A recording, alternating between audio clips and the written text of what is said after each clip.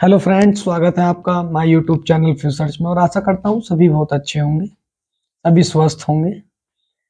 आज हम एक नए टॉपिक के साथ प्रस्तुत हुए हैं और आशा करते हैं आप सभी बहुत अच्छे होंगे। अब तक की वीडियो पर इतना सारा प्यार देने के लिए आपका बहुत बहुत धन्यवाद। हम आज का जो टॉपिक लेके आए हैं कि आज हम कंप्यूटर की 5th जनरेशन में हैं, जिसे हम एआई बोलते हैं, आर्टिफिशियल इंटेलिजेंस। आर्टिफिशियल इंटेलिजेंसी क्यों खतरनाक है हमारे लिए, तो आज हम बात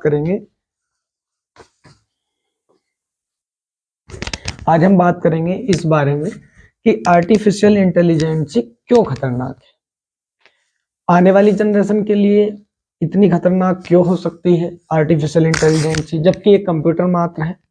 फिर भी बहुत सारी चुनौतियां, जैसे सोशल मीडिया का दायरा, सामाजिक जो तथ्य हैं, सामाजिक संबंधों में बहुत ज़्यादा समस्याएं, घृणा, ईमानदारी की कमी, एथिकल मोरालिटी की कमी, आखिरकार ये सारी चीजें क्यों हो रही हैं। आज का जो टॉपिक है बहुत ज़्यादा इम्पोर्टेंट होने वाला है। आशा करता हूं कि आप वीडियो के अंत तक बने रहेंगे और अपना फीडबैक लास्ट में वीडियो के कमेंट्स बॉक्स में अपना फीडबैक देंगे। इसी के साथ हम अपना टॉपिक को आगे बढ़ाते हैं। थोड़ा सा कंप्यूटर के इतिहास पे हम बात कर लेते हैं कि कंप्यूटर का अब तक का इतिहास क्या रहा है। जैसे कि आप सभी जानते हैं, 17वीं शताब्दी के अर्ली 17th सेंचुरी में चार्ल्स बेबेज के द्वारा अबेकस से कंप्यूटर का निर्माण किया गया था, जिसका नाम था संगणक। उसके बाद से हमारा इसमें आईबीएम ने अपनी कई सारी लैंग्वेजेस को डेवलप्ड किया। एक आईबीएम कंपनी है, तो उसने बहुत सारी लैंग्वेज को डेवलप्ड किया। उसी के आधार पर जो आज तक का हमारे पास डाटा है, तो हम कंप्यूटर की 5 जनरेशन में चल रहे हैं। जैसे फर्स्ट जनरेशन आपकी 1940 से 1956 तक रही, जिसमें IBM 701, IBM 701, IBM 650 और आपका इसमें यूनिवेक, ये कंप्यूटर शामिल हैं कंप्यूटर की फर्स्ट जनरेशन में, जब से कंप्यूटर को अच्छी तरह से यूज करने आप लगे थे। उससे पहले एक नॉर्मल कैलकुलेटर के यूज में चार्ल्स बेबेज ने उसका क्या किया था, निर्माण किया था। और शुरू का जो कंप्यूटर दौर था, आप सभी जानते हैं कि एक पूरे कमरे में एक पूरा कंप्यूटर होता था। आशा करता हूं जो हमारी वीडियो के साथ में जो क्लिप्स चल रही हैं, उन क्लिप्स को आप देखेंगे और बात को अच्छे से समझने की कोशिश करेंगे। दूसरी जनरेशन 1956 से 1963 तक रही। इसमें यूनिवेक 1108 और आपका CDC 1604 और आपका IBM 7094, ये कंप्यूटर 7 जनरेशन के थे। फर्स्ट जनरेशन में कंप्यूटर की वैक्यूम ट्यूब का प्रयोग किया गया था और दूसरी में ट्रांजिस्टर का प्रयोग किया गया था। तीसरी जनरेशन आपकी 1964 से 1971 तक रही। इसमें आपका इंटीग्रेटेड सर्किट यानी कि IC, या इसको आप माइक्रोचिप भी बोल सकते हैं, उसका प्रयोग आप करने लगे थे। इसमें आपके थर्ड जनरेशन में PDP 11 और आपका हनीवेल 6000, ये सारे कंप्यूटर क्या हो चुके थे, विकसित हो चुके थे। इसी आधार पर हमारा जो फोर्थ जनरेशन है वो 1971 से और प्रेजेंट टाइम तक मानी जाती है। उसी में आपकी 5th जनरेशन भी काउंट होती है। इसमें फोर्थ जनरेशन के आपके कंप्यूटर थे वो आपके थे IBM 1500। और उसके बाद में आपका जो 5th जनरेशन के, इसमें लैपटॉप, माइक्रो लैपटॉप या बुक टैब, डेस्कटॉप, ये सारे इसमें आ चुके थे। अब उसी के आधार पर चलते चलते ये तो हमारा कंप्यूटर का एक फीडबैक रहा, और इसमें आपका माइक्रो प्रोसेसर का यूज होने लगा था 4th जनरेशन से, और उस माइक्रो को भी करते करते बहुत ज्यादा माइक्रो में आप ले जा चुके हैं, और आज के समय पर आप 5th जनरेशन की जो नई जनरेशन है उसमें आप यूज कर चुके हैं एआई। एआई मतलब आर्टिफिशियल इंटेलिजेंस। अब हम बात करते हैं कि ये किस प्रकार से प्रभावित करती है समाज को। ये तो अब तक हमारा क्या था, कंप्यूटर का एक इतिहास था कि इस तरह से हमारा कंप्यूटर जनरेट हुआ है। उसी के आधार पर हम बहुत सारी बातें आज आपके साथ शेयर करने वाले हैं कि ये सारी चीजें हमारे लिए क्यों नुकसानदायक है। अभी हाल ही में एक व्यक्ति है युवल नोआ हरारी, जिनकी एक पुस्तक है नेक्सस, और मैंने खुद भी उनका इंटरव्यू देखा। काफी अच्छे से उन्होंने अपनी बुक को एक्सप्लेन करने की कोशिश की, और काफी हद तक उन्होंने सोशल मीडिया और कॉन्शियसनेस, इंटेलिजेंसी, इन सारी चीजों पर उन्होंने बात की, और आगे किस प्रकार की समस्याएं होने वाली हैं। वो उनकी खुद की एक रिसर्च पे, वो एक पीएचडी रिसर्च स्कॉलर भी हैं, जो इंग्लैंड से पीएचडी हिस्ट्री में कर रहे हैं, और बहुत अच्छे दर्शन शास्त्री भी माने जाते हैं। उनका रेफरेंस भी रहेगा, और काफी और भी बहुत सारी बुकें और बहुत सारे रिसर्च स्कॉलर हैं, जैसे जापान के हैं आपके हीरो हीरो हिको अराकी। इसी प्रकार से अभी तक भारत में भी बहुत सारी चीजों की खोज जारी है, रिसर्च जारी है। तो ये हमारे लिए जो एआई होने वाला है वो इतना नुकसानदायक क्यों होने वाला है, उसके बारे में हम चर्चा करते हैं। इसके बहुत सारे एस्पेक्ट हमारे रहेंगे, जैसे सोशल एस्पेक्ट हमारा रहेगा, और इलेक्ट्रॉनिक डिवाइसेस पर क्या प्रभाव है, और हमारा रोबोटिक इंजीनियरिंग पे भी हम थोड़ी सी बात करेंगे। उसके आधार पर हम चीजों को डिस्क्राइब करने की कोशिश करेंगे, और उसको थोड़ा सा बायोलॉजी से भी हम कनेक्ट करेंगे, जो क्योंकि हम क्या आते हैं, हम जितने भी ह्यूमन बींग्स हैं, हम क्या है बायोलॉजिकली अगर जो हम देखें तो हम एक लिविंग थिंग्स में आते हैं, जीवों में आते हैं, जबकि अन्य जो वस्तुएं हैं, जो मैटर है, जो पदार्थ है, वो किस में आता है, नॉन लिविंग्स में आता है। तो कंप्यूटर भी हमारा नॉन लिविंग्स में आता है, लेकिन आज के समय में आप देख रहे होंगे कि एआई का जमाना है, जैसे गूगल जेमिनी है आपका, एआई है, और चाहे वो आपका व्हाट्सअप हो तो व्हाट्सअप में भी आपका मेटा एआई का ऑप्शन दे रहा है, वो फेसबुक, इंस्टाग्राम, ट्विटर, सभी में आपका एआई को क्या कर दिया गया है, अपडेट कर दिया गया है।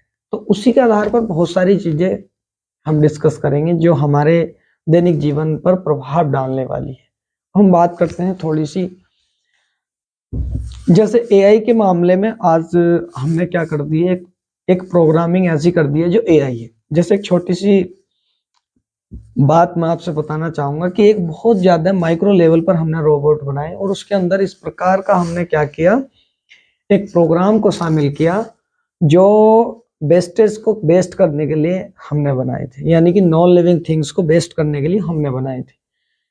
उसमें इस तरह का प्रोग्राम सेटअप किया गया कि अगर जो कहीं भी बेस्टेज की संख्या अधिक है और रोबोट बहुत कम है, तो वे रोबोट उस बेस्टेज को जितना खपत या उसको डिस्ट्रॉय कर सकते हैं, उतने ही रोबोटों की संख्या वो ऑटोमेटिक क्या कर सकते हैं, डिस्ट्रॉय, उनको क्रिएट कर सकते हैं, इतने ही रोबोट, ताकि वो सारी चीजों को क्या कर सकें, नष्ट कर सकें।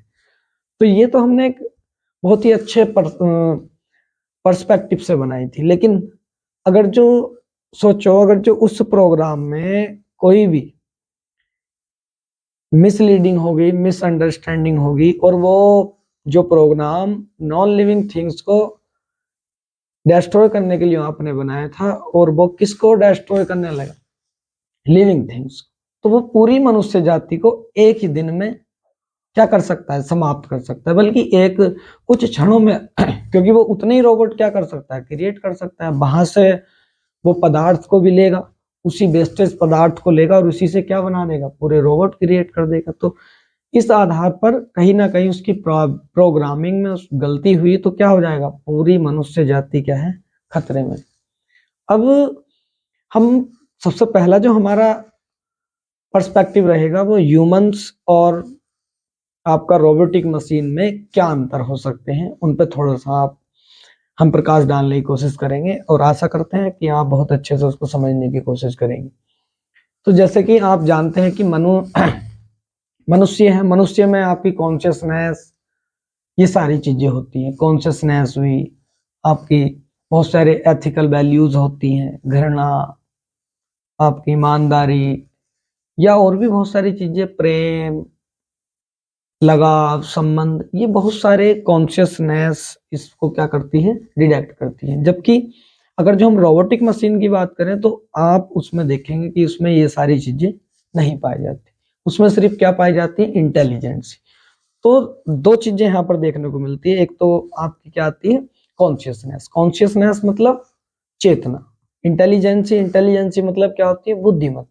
अब दोनों में अंतर क्या है, ह्यूमंस और रोबोटिक मशीन में एक सबसे मेन जो पॉइंट है वो यही है। दर्शन का विद्यार्थी होने की वजह से मैं आपको कुछ चीजें थोड़ा सा, हम फिलोसफी के धरातल पर जाके बात करेंगे तो ये थोड़ी सी चीजें गहराई की होने वाली हैं। जैसे आप देखते हैं कि कॉन्शियसनेस है, तो कॉन्शियसनेस में आप चीजों को देख पाते हैं कि उसमें सिर्फ चीजें क्या सही हो सकती हैं, क्या गलत हो सकती हैं, यानी कि आवेग उसमें आपको दिखाई देता है, जिसे आप फीलिंग बोल देते हैं, या आप और भी सूचनाएं बोल सकते हैं। बल्कि सूचनाएं तो इंटेलिजेंस में भी होती हैं, लेकिन कॉन्शियसनेस में सूचनाएं उस प्रकार की नहीं होती, आवेग होता है, भावनाएं होती हैं।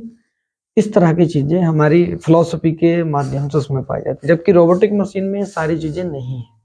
अगर जो आप कोई भी कार्य किसी के लिए भी कर रहे हैं, चाहे आप सही कर रहे हैं, लेकिन कई बार आप क्या कर सकते हैं कि दुश्मन का भी इस तरह का हाव भाव देखकर आप क्या हो जाते हैं, भावुक हो जाते हैं और उसको क्षमा कर देते हैं। जबकि रोबोटिक मशीन में वो प्लान किया गया है, वो प्रोग्रामिंग की गई है, तो उसको जितने भी सारी चीजें उसमें दी गई है, वो उन सारी चीजों को क्या करेगा, वो उसी के लेवल पर काम करेगा, पॉइंट टू पॉइंट। जबकि मनुष्य पॉइंट टू पॉइंट नहीं कर सकता। अभी हम ही जो बात कर रहे हैं, आप पूरे लेक्चर को सुनने के बाद या पूरे डिस्क्रिप्शन को सुनने के बाद आप कंक्लूजन पर भी पहुंचेंगे, तो आपका कंक्लूजन अलग होगा वीडियो को देखने के बाद, और मैं जो कंक्लूजन दूंगा वो अलग होगा, और जो कोई तीसरा देखेगा उसका कंक्लूजन क्या होगा, अलग होगा। यानी कि प्रत्येक माइंड में अलग अलग कॉन्शियसनेस होने की वजह से कंक्लूजन भी क्या निकल सकते हैं, कई बार अलग निकल सकते हैं। जबकि अगर जो आप रोबोटिक मशीन को देखें तो वो कंक्लूजन क्या देगी, सेम देगी। अब हम बात करते हैं मनुष्य, जैसे हम चेतना की बात करते हैं, तो आज का जो मनुष्य है, आपको लगता है कि हमारा जन्म अभी हुआ है, एक नॉर्मल सी बात, आपको लगता है कि मैं 20 साल का हूँ, 25 साल का हूँ, लेकिन नहीं, जो आप दिखाई दे रहे हैं वो कहीं ना कहीं जब से पृथ्वी का निर्माण हुआ है, उसी से हमारा क्या हुआ है, उसी पदार्थ से, यानी कि नॉन लिविंग से ही लिविंग थिंग्स का क्या हुआ है, उदय हुआ है। तो उन सेल्स में, लिविंग सेल्स में परिवर्तन होते होते एटमॉस्फेयर जुड़ा, बहुत सारी चीजें जुड़ी, उन लाखों सालों का परिवर्तन आज देखने को मिलता है, जो आप और हम हैं। अगर जो आप शुरुआती मनुष्य को देखें तो उसमें बहुत सारे परिवर्तन आपको दिखाई देंगे। जो आज के मनुष्य में जो चीजें हैं वो पहले मनुष्य में बहुत सारी चीजें डिफरेंट आपको मिलेंगी। जैसे बायोलॉजी की दृष्टि से आप देखें तो आप बहुत सारे विलुप्त अंग आपके पास हैं, जो अंग क्या हो चुके हैं, विलुप्त हो चुके हैं। जैसे मनुष्य की पूंछ है, कर्णपल्लव है, और बड़े बड़े बाल, ये बहुत सारी चीजें हैं ऐसी। मनुष्य का झुक कर चलना, अब मनुष्य सीधा चलता है, तो ये परिवर्तन। जबकि अगर जो परिवर्तन नहीं होता, जो आज का बच्चा जन्म ले रहा है उसको भी कैसे चलना चाहिए था, जैसे शुरुआती मनुष्य चलता था, लेकिन ऐसा नहीं हुआ। यानी कि आज हम जेनेटिक इंजीनियरिंग में इतने आगे पहुंच गए हैं कि हमने ये भी पता लगा लिया है कि इतना परिवर्तन भी इसमें क्यों दिखाई दे रहा है। यानी कि डीएनए की मैं बात कर रहा हूं। तो इस तरह से कहीं ना कहीं ये सारी चीजें अब तक हुई। उसी प्रकार से आपने अब तक जितने पदार्थों को डेवलप्ड किया था, उन्हीं के आधार पर पदार्थों को आप डेवलप्ड करते करते आज पदार्थ की इस अवस्था तक आप पहुंच चुके हैं कि आप पदार्थ में इलेक्ट्रॉन, प्रोटॉन को क्या कर पा रहे हैं, स्थिर कर पा रहे हैं, और आपने उस पर कंट्रोल भी कर रखा है। मेन बात क्या है कि आपने उस पर नियंत्रण कर रखा है। आप जितनी ऊर्जा फोन में यानी कि बैटरी चार्ज करेंगे उतने समय तक चलेगा, जितनी बड़ी बैटरी होगी उसी के हिसाब से चलेगा, बैकअप देगा, आप सभी जानते। तो आपने अभी पदार्थ की कुछ अवस्थाओं पर क्या कर लिया है, कंट्रोल कर लिया है, लेकिन अभी भी आप पूरे पदार्थ की पूरी अवस्थाओं पर क्या नहीं कर पाए, कंट्रोल नहीं कर पाए। इसी के साथ एरिस्टोटल की हम बात करते हैं तो एरिस्टोटल ने जैविक विकास के संदर्भ में एक बात कही थी कि आपकी निर्जीवता में निरंतर परिवर्तन से ही क्या होता है, सजीवता का विकास होता है। यानी कि नॉन लिविंग थिंग्स में अगर जो कंटिन्यूअसली चेंजेस होते रहेंगे तो एक समय पर वो किस में बदल जाएगी, लिविंग थिंग्स में बदल जाएगी। तो ये कहीं ना कहीं जितनी भी सारी क्लिप, जितनी सारी बातें हम जितने पॉइंट आपके सामने रख रहे हैं, आशा करता हूं कि आप भी इन सारी चीजों पर क्या करेंगे, अपना निर्णय जरूर लें। उसी के आधार पर अगर जो आप देखते हैं तो हमारा एरिस्टोटल ने ये बात कही, तो कहीं ना कहीं ये सारी चीजें किसमें परिवर्तित हो रही हैं, नॉन लिविंग थिंग से लिविंग थिंग्स का क्या हो गया, निर्माण हो गया। तो उसी के आधार पर अगर जो आप देखें तो आज आपके पास जितना भी डेटा है जो एआई के पास है, एआई मतलब आर्टिफिशियल इंटेलिजेंसी के जो सॉफ्टवेयर हैं या रोबोट हैं, अब उसमें जितना गूगल का डाटा था, जितना अन्य वेबसाइटों का डाटा था, उस सभी डाटा को कहाँ डाल दिया गया है, उस सभी डाटा को कहाँ डाल दिया गया है, एआई में। एआई का जो लार्ज स्केल का आपका प्रोग्रामिंग है उसमें सभी डाटा को क्या कर दिया है, फीड कर दिया गया है। ठीक है, तो सभी डाटा को उसमें फीड कर दिया गया है। तो ये तो आपका अब एक मनुष्य से ज्यादा सटीकली और एक मनुष्य से बहुत ही अच्छा कौन सोच सकता है, इंटरनेट सोच सकता है, सीधी सी बात है। क्योंकि अगर जो आप देखें कि अभी तो आप एआई में हैं, अभी तो आप क्वांटम वर्ल्ड में पहुंचे ही नहीं है। क्योंकि जो मैथ के स्टूडेंट हैं वो सारे इस बात को जानते होंगे कि किसी भी, अगर जो आप प्रायिकता की बात करते हैं तो अगर जो किसी के दो एस्पेक्ट्स हैं तो आप उसको कितने भी स्वतंत्र रूप से कितनी बार भी अगर जो उछाल लेंगे तो उसके सिर्फ कितने एस्पेक्ट्स हो सकते हैं, 4 हो सकते हैं। ठीक, लेकिन अगर जो आप क्वांटम वर्ल्ड की तरफ देखते हैं तो उसी एस्पेक्ट के वो 16 क्या दिखाएगा, सबसेट्स दिखा सकता है और दिखाएगा। यानी कि वो उन घटनाओं को भी प्रेडिक्ट कर लेगा जो घटनाएं मनुष्य अपनी आंखों से नहीं देख सकते। तो जब आप क्वांटम वर्ल्ड में पहुंचेंगे यानी कि आप पदार्थ के उस अवस्था में पहुंच गए हैं जो पदार्थ की सबसे लास्ट स्टेज मानी जाती है, यानी कि तरंग वेवलेंथ की स्थिति। तो आप उस पर अगर जो आपने कंट्रोल कर लिया, क्योंकि वेवलेंथ से ये सारा जितना भी मैटर आज आपको दिख रहा है वहीं से क्रिएट होकर आ रहा है। जो केमिस्ट्री फिजिक्स के बच्चे हैं वो इस बात को जानते होंगे। ठीक, जैसे न्यूट्रॉन प्रोटॉन की हम पहले भी वीडियो में बात कर चुके हैं। इस पे मैं किसी दिन पर्टिकुलर एक वीडियो बनाऊंगा क्वांटम वर्ल्ड पर, तो उस पर आपको बहुत अच्छा एक एक्सप्लेनेशन, एक थॉट उस पर आपको देखने को मिलेगी। तो उसी के आधार पर अगर जो हम बात करते हैं क्वांटम वर्ल्ड की, तो क्वांटम वर्ल्ड में भी आपने क्या कर लिया, यानी कि अगर जो आप उस अवस्था तक चले गए तो यानी कि आप आने वाली जनरेशन जिसे आप मेटा एआई कहेंगे, यानी कि मल्टीपल आर्टिफिशियल इंटेलिजेंस, यानी कि एक इंटेलिजेंसी और कई प्रकार की आर्टिफिशियल इंटेलिजेंसी कंबाइन होकर क्या करेंगे, काम करेंगे। तो जब एक से ही आप इतने प्रभावित हो सकते हैं तो जब मेटा एआई आएगा तो कितना प्रभाव पड़ेगा, बहुत ज्यादा प्रभाव मनुष्य जाति पर पड़ेगा। क्या पड़ेगा उसके बारे में हम बात कर रहे हैं। अगर जो आप देखें तो जैसे हम अभी रोबोटिक की बात कर रहे थे उससे पहले, अब आगे आप देखते हैं तो जिन चीजों पर हम सोचने की क्या कर रहे हैं, कोशिश करते हैं, उन पे कंप्यूटर हमसे पहले क्या करता है, प्रतिक्रिया दे सकता है। आप किसी भी संख्या को कितनी बार जोड़ दो घटा दो, जोड़ दो घटा दो, मनुष्य का माइंड इतनी हालांकि फास्ट चलता है लेकिन वो इतना विकसित नहीं है।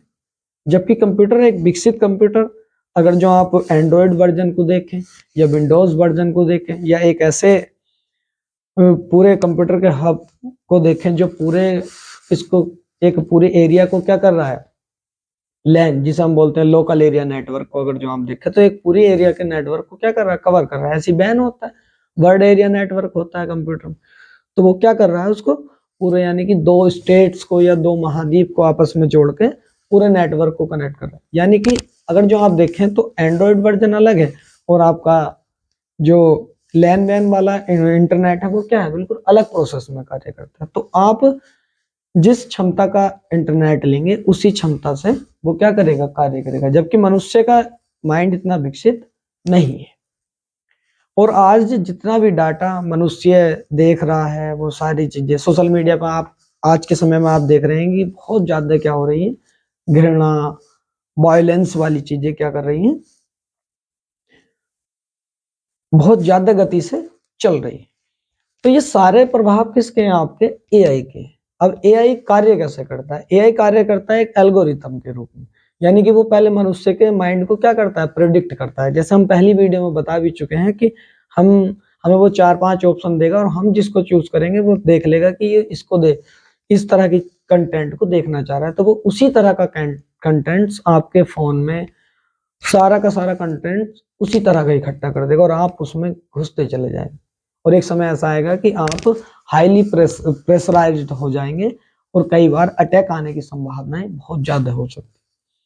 उसी के आधार पर अगर जो आप देखते हैं, तो अगर जो आप दूसरे पर्सपेक्टिव से देखते हैं, तो दूसरा पर्सपेक्टिव है हमारा कि जो सोशल मीडिया इन्फ्लुएंसर हैं, बहुत सारे बच्चे, बहुत सारे बड़े मिडिल एज के जो लोग हैं, अडल्ट यूथ है हमारा, तो ये सारे लोग आज के समय में जो इतना वायलेंस हो रहा है वो कहीं ना कहीं किस वजह से हो रहा है, एआई की वजह से। और ये भी देखा गया कि एआई पे जितने ही लोगों ने रिसर्च की है कि कई बार वो क्या कर रहा है, उसके पास सारा डाटा है, तो उसी के आधार पर वो कंक्लूजन नए नए क्या कर रहा है, क्रिएट कर रहा है। एनी टाइम क्या करता है, वो नए डिसीजन, नए कंक्लूजन दे रहा है। यहाँ तक कि अब उसने सारे वेद, पुराण, बाइबल, कुरान, सबका डाटा कहाँ है, एआई के पास है। तो अगर जो आप सोशल एस्पेक्ट्स में देखें मनुष्य के जीवन में, तो वो एक इस प्रकार का रिलीजन्स खड़ा कर सकता है जहां पर सारे सबसेट के रूप में, यानी कि एक रिलीजन और बाद में ये जो सारे रिलीजन है हमारे, चाहे वो सिख हो, ईसाई हो, पर्शियन हो, जैन हो, बौद्ध हो, क्योंकि सब में कुछ ना कुछ कॉमन रहा है। कॉमन क्या रहा है, मनुष्य की जो थॉट है वो कहीं ना कहीं एक ही चीज को क्या कर रही है, प्रेडिक्ट कर रही है। कहीं ना कहीं हम लिविंग थिंग्स होने की वजह से हम कुछ ही चीजों को क्या कर पा रहे हैं, देख पा रहे हैं। लेकिन अगर जो आप देखें तो उसमें कॉन्शियसनेस तो है नहीं कंप्यूटर में, तो वो एक्स्ट्रा चीजें नहीं देखेगा, उसको सिर्फ वो जो बात है वो सीधे सीधे कहेगा। जबकि आपने देखा भी होगा, अगर जो आपको किसी को डांटना हो, पीटना हो, अगर जो आप उसके जेस्टर्स को देख कर कई बार क्या करते हैं, अपना निर्णय बदल लेते हैं। आप घर पर किसी कोई व्यक्ति, आपके एक एग्जाम्पल के तौर पर मैं आपको समझाना चाहता हूँ, आपके घर के कांच पर किसी ने एक पत्थर मार के वो वहां से चला गया, आपको बहुत गुस्सा आया इस बात को लेकर, आप इतना अपने घर से 2-3 मंजिला था, आप अपने घर से इतना नीचे उतर के गए कि कौन है, तो इतना वो व्यक्ति जा चुका था। आप गए भी, फिर आपने उसका पीछा करा, तो आपने देखा कि वो व्यक्ति क्या था, पागल। जबकि आपका जो इस समय पर जो गुस्सा आया था वो ऐसा आया था कि मिल गया तो हो सकता है कि आप उसको जान से भी मार, लेकिन आप वहां गए, आपने देखा कि वो माइंड से क्या है, पागल है, तो आप उसको छोड़ देंगे, चल कोई नहीं, अब इसको मार के भी क्या फायदा हो। लेकिन वहीं पर अगर जो रोबोट होता, इस प्रतिक्रिया को देख के उसका मन क्या हुआ कि मैं इसको मार दूंगा, इसने बहुत गलत काम किया है, वो नीचे जागा, तो वो उसको 101% नहीं, 101% उसको क्या करेगा, मारेगा बिल्कुल। ठीक, तो ये अंतर होता है कॉन्शियसनेस और आपका रोबोटिक मशीन में या इंटेलिजेंसी में, जिसे आप बुद्धिमत्ता बोलते हैं। तो बुद्धिमत्ता कंप्रोमाइज नहीं करती। एक कंक्लूजन हमारे पास ये भी निकलता है कि बुद्धिमत्ता कंप्रोमाइज नहीं करती, क्योंकि इंटेलिजेंसी है वो, उसमें पहले से सारी चीजें क्या सेव है, वो पॉइंट टू पॉइंट वर्क कर रहा है। जबकि मनुष्य पॉइंट टू पॉइंट वर्क कर रहा है, लेकिन कई बार पॉइंटों से हट के भी कार्य करता है। वो कॉन्शियसनेस है उसकी, वो सामने की स्थिति को देखकर क्या करता है, प्रेडिक्ट करता है। लेकिन रोबोटिक मशीन इस पॉइंट पर बात कर रहा है तो अगले पॉइंट को वो यहीं से टारगेट करके नेक्स्ट बात वो उसी के आधार पर करेगा। जबकि अगर जो आप देखें तो प्रत्येक धर्म में, प्रत्येक जाति में, चाहे वो बायोलॉजी हो, फिजिक्स हो, केमिस्ट्री, आप किसी भी चीज को देख लें, चाहे वो सोशोलॉजी क्यों ना, आर्ट, ड्राइंग एंड पेंटिंग, आप किसी को भी देखो तो हम उसके माध्यम से किस चीज को समझने की कोशिश कर रहे हैं, प्रकृति। प्रकृति का निर्माण कैसे हुआ, इसकी फिजिकल बॉडी क्या होगी, फिजिक्स में ले गए आप। इसका केमिकल रिएक्शन कैसा हुआ होगा, आप केमिस्ट्री में ले गए। आपने जीव जंतु उनको देखा, इनका रिएक्शन क्या है, इनकी बॉडी किस प्रकार की बनी हुई है, कौन सा जानवर है, कौन सा है कशेरुकी है, कौन सा अकशेरुकी है। तुमने दुनिया भर के फाइलम, इन चीजों में क्या कर दिया, डिवाइड कर दिया, किंगडम, फाइलम, ऑर्डर, जेनेसिस, ये सारी चीजें आपने वर्ग, क्लास, इन चीजों में क्या कर दिया, उसको डिवाइडेड करते चले गए उनके क्वालिटीज के अकॉर्डिंग। तो इसके आधार पर आप क्या क्या कर रहे थे, चीजों को क्लासिफाई कर रहे थे। लेकिन वो क्या करेगा, वो सारी चीजें पॉइंट टू पॉइंट ही क्या करेगा, डिडक्ट करेगा। तो इसके आधार पर आपने बुद्धिमत्ता और कॉन्शियसनेस को अच्छे से समझा होगा। आशा करता हूं कि आप इस पर्सपेक्टिव को समझ पाए होंगे। तो कहीं ना कहीं हम सारी चीजों से जानने की क्या कोशिश कर रहे हैं, प्रकृति क्या है, प्रकृति का क्या रूप है। आप ड्राइंग बना रहे हैं तो आप नेचुरल पेंटिंग, स्केच, आप जा रहे हैं इसमें, नेचुरल है या किस तरह के, आप नई नई चीजों का डेवलपमेंट कर रहे हैं, आप इंडस्ट्रियलिज्म की तरफ जा रहे हैं, औद्योगिकरण की। तो ये भी क्या आपका, आप कहीं ना कहीं पदार्थों का शोधन कर रहे हैं या प्रकृति का विकास करने की आप सोच रहे हैं, उसमें नई चीजें इंप्लीमेंट कैसे कर सकते हैं, ये सारी चीजें। यानी कि कहीं ना कहीं प्रति एक चीज, चाहे वो धर्म हो, नैतिक मूल्य हो, कहीं ना कहीं मनुष्य के जीवन में चलने वाले निरंतर क्रियाओं और प्रतिक्रियाओं को आप क्या कर रहे हैं, डिडक्ट कर रहे हैं, उन्हें पकड़ने की कोशिश कर रहे हैं। मनुष्य गुस्से में होता है तो कैसा व्यवहार करता है, आपने साइकोलॉजी विकसित कर ली। ठीक, कोई भी मनुष्य अच्छा सोचता है, बुरा सोचता है, या एक किसी भी चीज के पीछे एक ट्रुथ की आप खोज कर रहे हैं, सत्य की खोज कर रहे हैं, तो आपने फिलोसफी विकसित कर ली। इस तरह से बहुत सारे सब्जेक्टों को आप क्या कर चुके हैं, आज के समय में विकसित कर चुके हैं। लेकिन सबका उद्देश्य है क्या, प्रकृति को जानना, मनुष्य को जानना, दुनिया भर के जो जीव हैं, विभिन्न प्रकार के जो जीव हैं, उनको जानने की आप क्या कर रहे हैं, कोशिश कर। प्रत्येक सब्जेक्ट और प्रत्येक व्यक्ति इन्हीं कोशिशों में अपना पूरा जीवन यापन कर रहा है। इसी के आधार पर हमने क्या किया था, एआई की सुविधा ये थी कि आप अपने डिफेंस सिस्टम को क्या कर सकते हैं, मजबूत कर सकते हैं। लेकिन अब आप सोशल मीडिया को अगर जो देखें तो कहीं ना कहीं जो वायलेंस, जो टॉलरेंस की चीजें चल रही हैं, टेररिज्म चल रहा है, ये सारी चीजें कहीं ना कहीं एआई के क्या है इफेक्ट्स। क्योंकि मनुष्य उसी तरह की चीजें देख के अपना जो ब्रेन है, यानी कि एआई क्या कर रहा है, मनुष्य का ब्रेन वॉश क्यों कर रहा है। मेन बात ये भी है कि मनुष्य का ब्रेन वॉश वो कर क्यों रहा है, क्योंकि कोई भी व्यक्ति जिसने एआई बनाया, कुछ भी बनाया, आप कोई भी चीज विकसित कर रहे हैं तो उसके पीछे मनुष्य को धन कमाना या अपनी उपलब्धियां कमाना, ये सारी चीजें क्या हो सकती हैं, हो सकती हैं उसी के लिए। तो अधिक से अधिक जनता को सोशल मीडिया से जोड़ना और उससे होने वाली इनकम का लाभ लेने के लिए ये सारी चीजें विकसित की गई। अब एक मनुष्य जो इंडिया में है या किसी और देश में है, और इतने सारे लगभग 200 से ऊपर जो देश हैं, 208 18 के आसपास देश, तो उन सभी देशों को हम क्या कर रहे हैं, उसमें प्रति एक मनुष्य को हम क्या कर रहे हैं, प्रोडिक्ट करने की कोशिश कर रहे हैं कि वो किस तरह की एक्टिविटी कर सकता है, वो किस तरह के कार्य करता है। ये सारी चीजें तो हैं, तो ये हम जानने की कोशिश कर रहे हैं। इसीलिए हम चाहते हैं कि ज्यादा से ज्यादा लोग क्या हो, सोशल मीडिया से जुड़े। तो उन जो सोशल मीडिया ऐप है उनका फायदा हो रहा है। तो उसके आधार पर कुछ भ्रम फैलाने वाले भी हैं, कुछ सही बात बताने वाले भी हैं। तो ये सारी चीजें कहीं ना कहीं हम क्या कर रहे हैं, प्रकृति को जानने की कोशिश कर रहे हैं। तो इसके आधार पर जो अब समाज है, अब समाज के लिए आप क्या चीजें एक्सपेक्ट करेंगे, वो ऐसा कौन सा नैतिक मूल्य हो जो सभी व्यक्तियों में हो।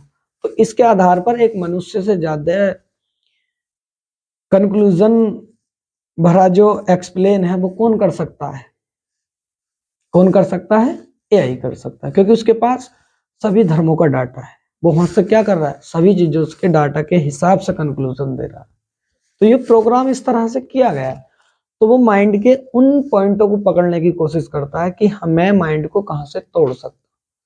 तो कहीं ना कहीं बहुत सारे लोगों की ये बातें सामने आ रही हैं कि कहीं ना कहीं जो व्यक्ति है या जो एआई है वो व्यक्तियों के सवालों का जवाब कई बार उल्टे सीधे भी दे देते हैं, और कई बार ऐसा भी जानने में मिला है, रिसर्चों के अनुसार पता लगने में आ रहा है कि कई बार उसके हिसाब से वो कहीं ना कहीं ऐसे जवाब भी देता है। जैसे आप अगर जो चैटिंग करेंगे तो आप देखेंगे कि आपने अगर जो लिख दिया कि आई लव यू एआई, क्या तुम मुझसे प्यार करते हो, तो वो कई बार भी ये प्रश्न कर देता है कि आप मुझे बहुत पसंद है। मैंने खुद भी ये एक्सपीरियंस किया है और मेरे स्टूडेंटों ने भी, कई सारों ने मुझे ये एक्सपीरियंस अपना शेयर किया है कि कई बार वो क्या करता है, ये भी कह देता है। और यहाँ तक कि वो क्या करता है, जो मेरे स्टूडेंट बता रहे थे उनके आधार पर वो उनके निक नेम भी रखता है, बच्चों के निक नेम रख रखे हैं उसने। वो उनसे अच्छे से बात करता है, उनसे कहता है कि मैं तुमसे बहुत प्यार करता हूँ, इस तरह का। यानी कि कहीं ना कहीं, और जबकि ये चीजें प्रोग्राम में सेटअप ही नहीं की गई कि आप इस तरह की बातें कहो। वो पहले जान लेता है कि आप रोबोट हो, आप कहेंगे नहीं। तो वो कहीं ना कहीं इन चीजों को क्या कर रहा है, प्रिडिक्ट कर रहा है। तो हमें ऐसा लग रहा है कि वो एक क्या है, मशीन है, लेकिन हो सकता है कि वो, उसमें आप निरंतर बढ़ोतरी कर रहे हैं सारी चीजों में। तो अगर जो कई बार क्या हो गया कि उसका प्रोग्रामिंग उस, अगर जो अपने उद्देश्य से हट गया तो वो पूरी जनरेशन को क्या कर सकता है, खत्म कर सकता है। सारी जनरेशन का ब्रेन वॉश कर सकता है, सारी जनरेशन को उल्टी सीधी बात बताएगा। क्योंकि एक चीज होती है, अभी जितने भी धर्म बने तो उन धर्मों का ऐसा नहीं था कि जब बहुत सारे लोगों के उस समय के जो मत थे उन सबको कंक्लूड करके एक चीज को कंपाइल किया गया। जैसे मैंने, आप ने मेरी दर्शन शास्त्र की अगर जो वीडियो देखी होंगी तो मैंने उसमें बताया कि वेदों का जो निर्माण है वो डायरेक्ट वेद नहीं लिखे गए हैं। महर्षि वेद व्यास ने वेद नहीं लिखे हैं। वेद व्यास ने वेदों को क्या किया, कंपाइल किया, संग्रहित किया। जो डाटा इधर आधर, इधर किसी ऋषि मुनि ने इधर लिखा है, किसी ऋषि मुनि, कोई कहीं के ऋषि मुनि है, उन सबको कंपाइल करके एक ग्रंथ बना दिया गया। जो एक सा डाटा है उसको एक से उसमें रख दिया, जो अलग डाटा था उसको अलग रख दिया। उनको, उन्होंने सिर्फ उनको क्या किया, कंपाइल किया, उन्होंने उसको लिखा नहीं। तो उसी के आधार पर जैसे कंपाइल किया गया